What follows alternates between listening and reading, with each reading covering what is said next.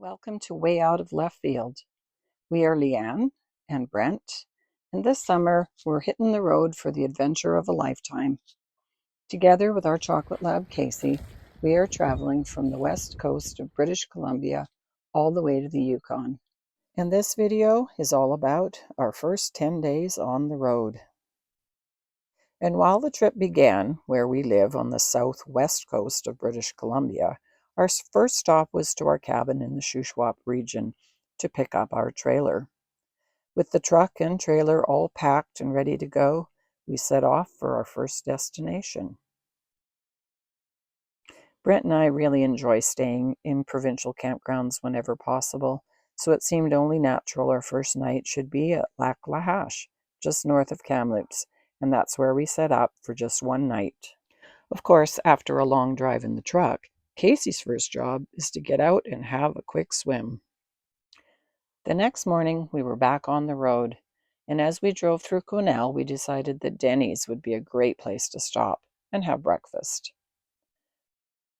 About an hour and a half from Quesnel is Prince George, and after giving the dog a chance to stretch his legs, we checked out Trench Brewing to sample a few of their craft beers and their seltzers.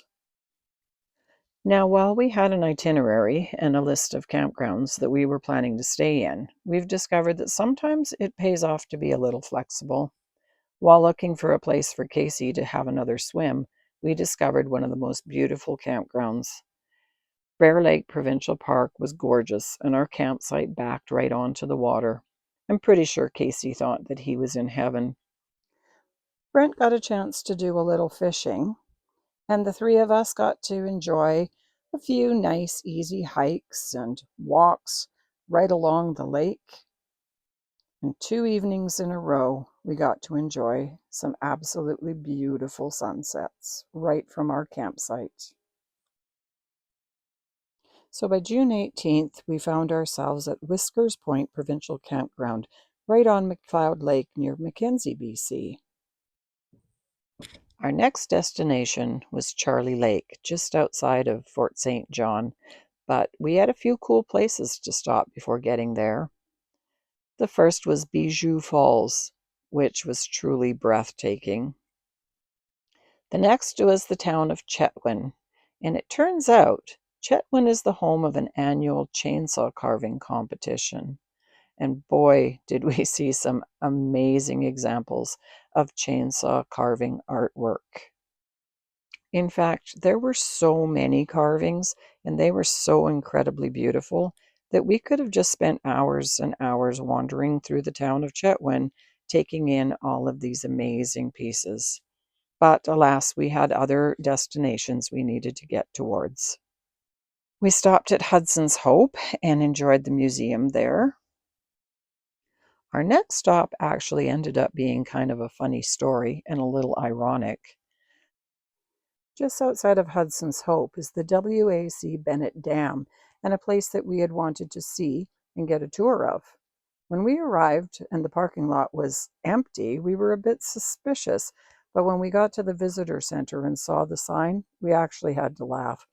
Closed due to power outage. How ironic is that?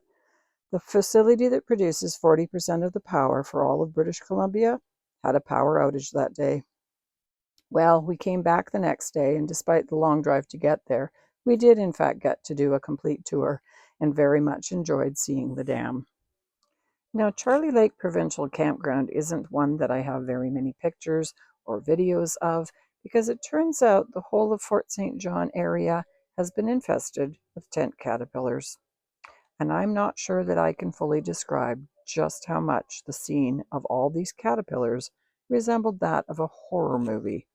And unfortunately, we were there for a few nights.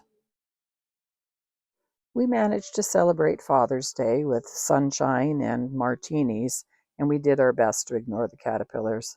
But thank goodness for road trips, and we got a chance to get away from the campground a bit.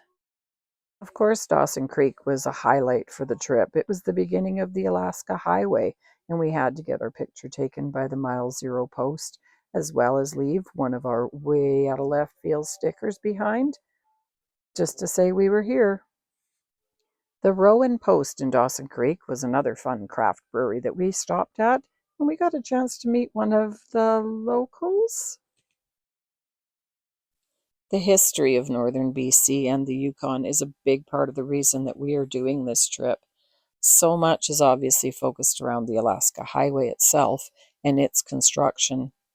This is the Kiskatna Bridge, one of the original wood trestled bridges built in 1942 as part of the construction of the highway.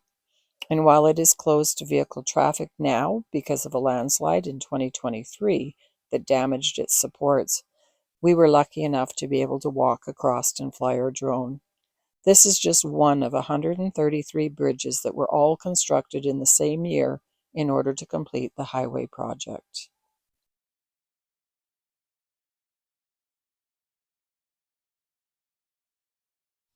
The next day, we left Charlie Lake and the caterpillars behind and began making our way to Tetsa River. There were a lot of fun things to see and do on this stretch of the trip. The changing landscape is always fascinating. We stopped at the Fort Nelson Heritage Museum, and not only was it a really cool place, but it was the first one ever that Casey was invited to come inside and wander about. I really think he enjoyed himself. He might even have learnt something.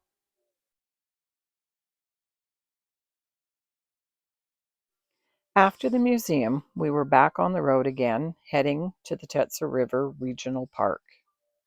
We got our campsite all set up, and while the caterpillars were far behind us, it would seem that black flies were now joining us on the journey. Well, specifically, a lot of them decided to join our windshield and our front bumper. The Tetsa River itself was an absolute highlight for Casey, of course, but for Brent and I, well, there was another place that we were really looking forward to seeing, the Tetsa River Lodge. According to the sign on the road, Tetsa River Lodge makes the best cinnamon buns this side of the galactic cluster. I think it might be true. One of the last side trips we did before leaving Tesla was to drive up Stone Mountain to Summit Lake. The goal was to take Casey for a swim and maybe for Brent to throw the fishing rod in for a bit. However, Mother Nature had a different idea for us that day. You betcha, June 24th, and the temperatures dropped from 24 to 4 Celsius, while hail decided to start pummeling our truck. We had to stop a few times on the side of the road, hoping the weather would pass, but eventually we managed to make our way back to the campsite.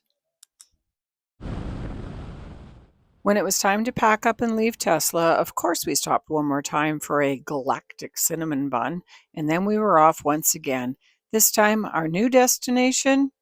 Well, you're going to have to wait until the next video to find out where that is, so stay tuned.